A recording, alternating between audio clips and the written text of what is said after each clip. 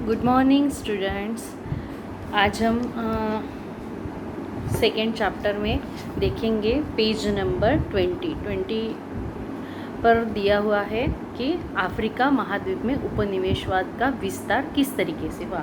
अब तक हमने देखा था कि एशिया महाद्वीप में उपनिवेशवाद का विस्तार किस तरीके से हुआ है। अभी हम जाएंगे अफ्रीका में। जिस तरह एशियाई महाद्वीप में क्या हुआ था कि यूरोपीय प्रवासियों का आगमन हुआ था, उसी तरह अफ्रीका महाद्वीप में भी यूरोपीय प्रवासी व्यापार करने के लिए आए थे। ये जो अफ्रीका का प्रदेश था, यहाँ पर घने वन थे, विस्तीर्ण सरोवर थे, यहाँ की जो भूमि थी वो दलदली थी और रेगिस्तान भी यहाँ पर था। आदि सारी चीज़ों से अफ्रीका महाद्वीप का जो क्षेत्र था, यह क्षेत्र यूरोपीय लोगों को इन सभी कारणों से परिचित हुआ था। अभी अफ्रीका में जो बेल्जियम है, वहाँ पर जो शासक है वो था लियोपोल्ड द्वितीय। लियोपोल्ड द्वितीय ने क्या किया कि कांगो प्रदेश पर अपना आधिपत्य स्थापित कर लिया, अपना वर्चस्व स्थापित कर लिया था। उसने 1876 में क्या किया कि ब्रुसेल्स में एक सम्मेलन आयोजित किया था। या ब्रुसेल्स सम्मेलन में यूरोप के जो विभिन्न भूगोल तज्ञ थे और विभिन्न संशोधक थे, आदि लोग यह ब्रुसेल्स सम्मेलन में इकट्ठा हुए थे। इस सम्मेलन में अफ्रीका में ज्ञान प्रसार करने के लिए international association for the exploration and civilisation of central Africa, यह नाम की एक संस्था का स्थापन किया गया, या यह संस्था स्थापन करने का निर्णय लिया गया। कहाँ? ब्रुसेल्स सम्मेलन में। अफ्रीका में यूरोपीय प्रदेशों को कौन कौन से अवसर प्राप्त है, इस पर विचार करने के लिए एक परिषद बुलाई गई, जो यूरोपीय राष्ट्र द्वारा बुलाई गई। वो 1884 में बर्लिन में बुलाई गई थी। उद्देश्य क्या था कि सभी यूरोपीय राष्ट्र इकट्ठा आए बर्लिन में 1884 में। उद्देश्य क्या था कि वो उनको विचार विनिमय करना था कि अफ्रीका महाद्वीप में किस किस तरीके से मौके मिल सकते हैं जहाँ पर अपने हम पैर पसार सकते हैं।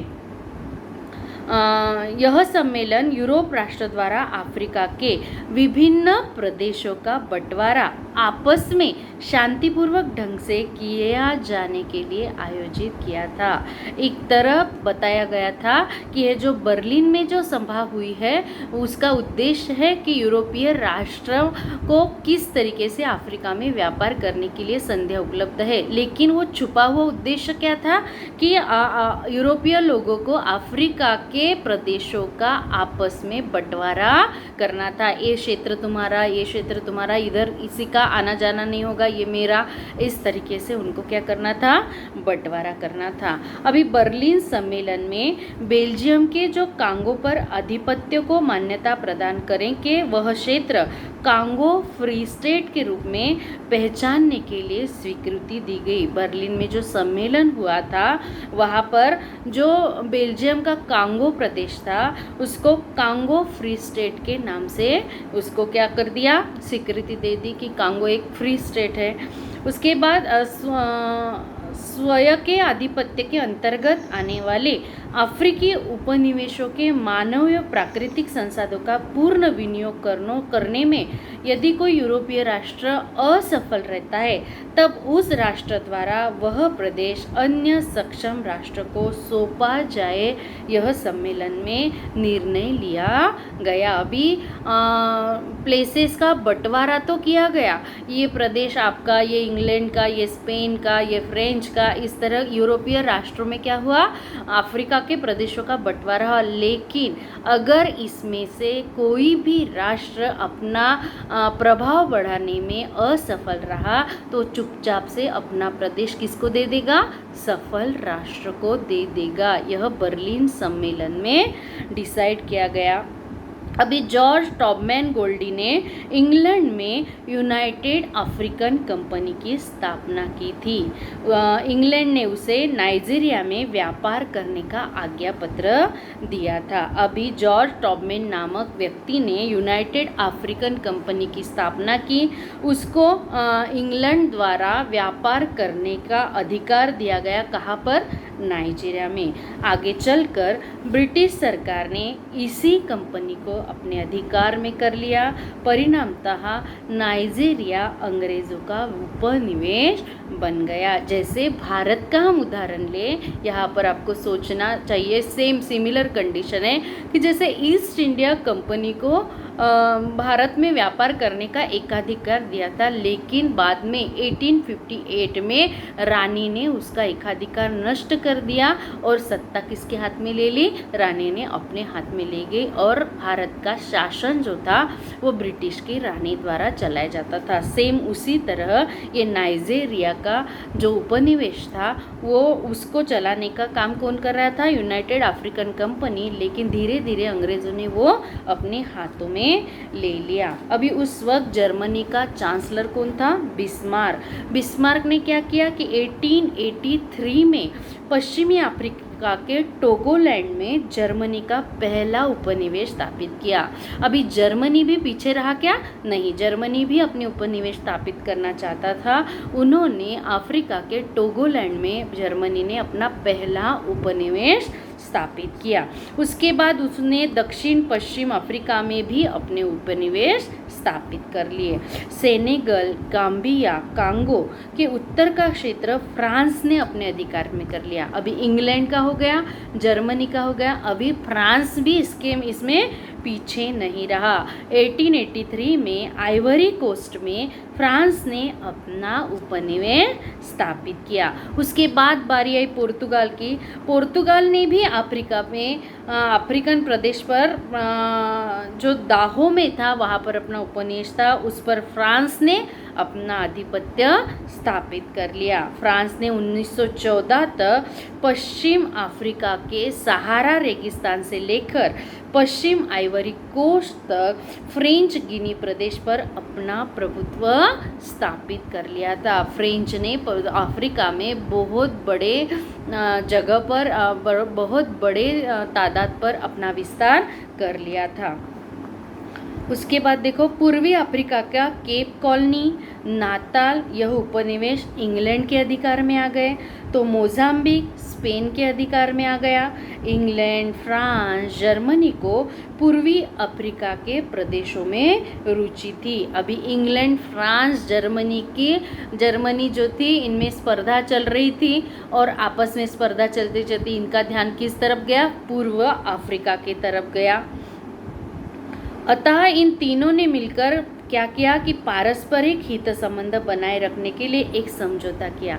इंग्लैंड, फ्रांस और जर्मनी ने आपस में समझौता किया कि इसके झांझीबार के सुल्तान को झांझीबार, पेम्बा द्वीप और पूर्वी अफ्रीका तटीय क्षेत्र देना निश्चित किया गया। मादागास्कर द्वीप फ्रांस को तथा अफ्रीका का तटीय उत्तर क्षेत्र इंग्लैंड को तो दक्षिणी प्रदेश जर्मनी को देना स्वीकार कर लिया। तीनों राष्ट्र में करार हुआ। उसके द्वारा जो कुछ भी प्रदेश थे पूर्वी अफ्रीका के, वो आपस में इन्होंने क्या कर लिए? बांट लिए।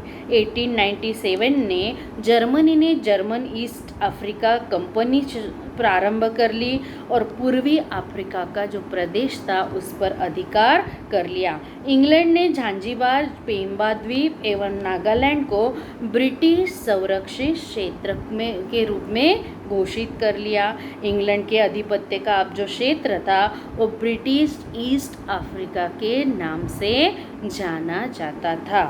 अभी उत्तर अफ्रीका में चलेंगे, था पूर्वी अफ्रीका का हाल। उत्तर अफ्रीका में मोरक्को, अल्जीरिया, ट्यूनीस, त्रिपोली और मिस्र आदि जो क्षेत्र थे आते थे। अभी फ्रांस ने क्या किया कि 1830 में जो अल्जीरिया नाम का क्षेत्र था वहाँ पर अपना आधिपत्य या अपना वर्चस्व स्थापित कर लिया था। और उसके बाद ट्यूनीस पर इटली एवं फ्रांस की नज़र थी, इसीलिए इनमें संघर्ष आ गया और इसमें फ्रांस ने अपनी बाजी मार ली और ट्यूनिस का जो सुल्तान था उससे ट्यूनिस को अपने और कर लिया या उसको जीत लिया।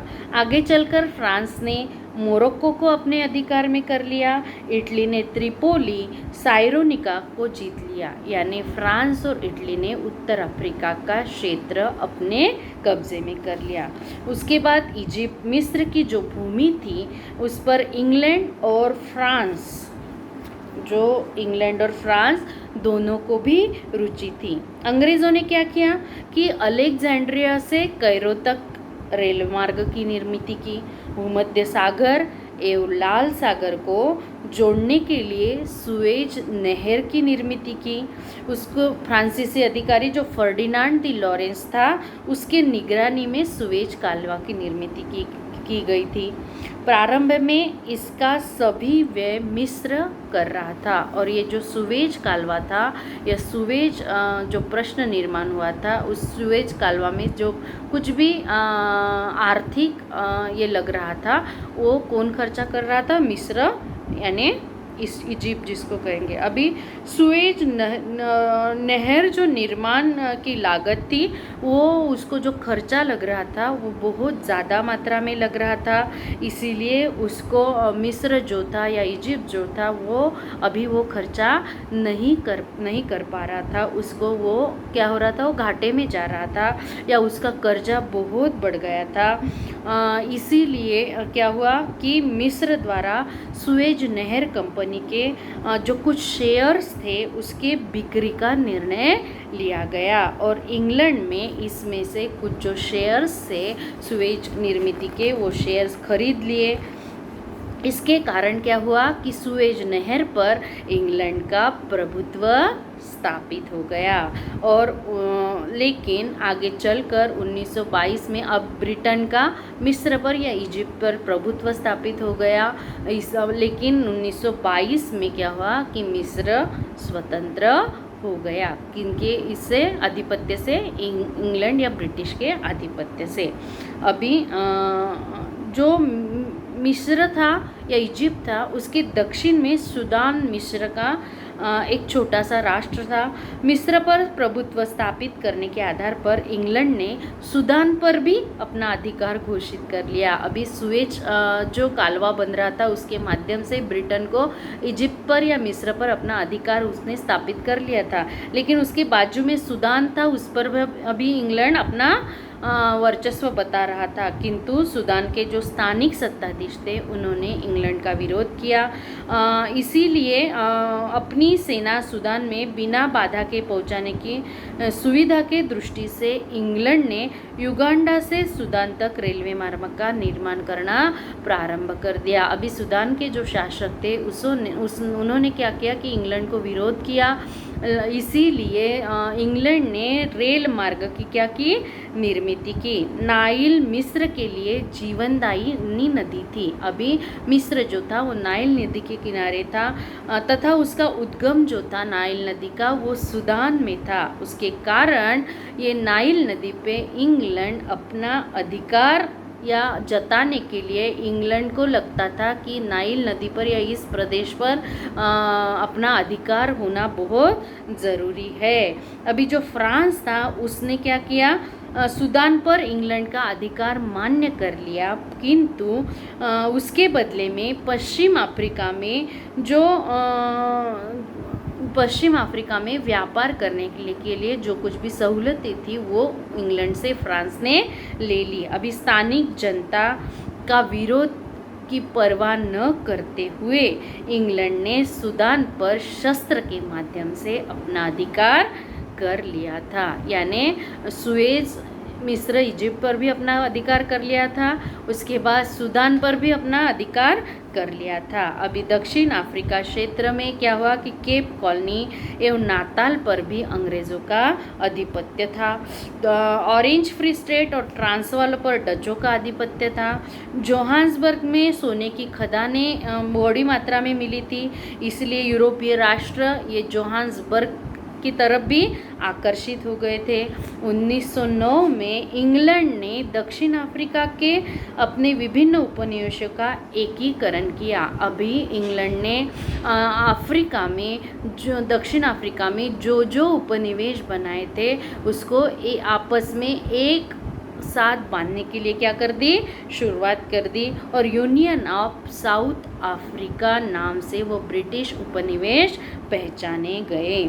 इस अवधि में पुर्तगालियों ने क्या किया कि अंग्रेज़ों के क्षेत्र में अपना प्रभुत्व स्थापित कर लिया।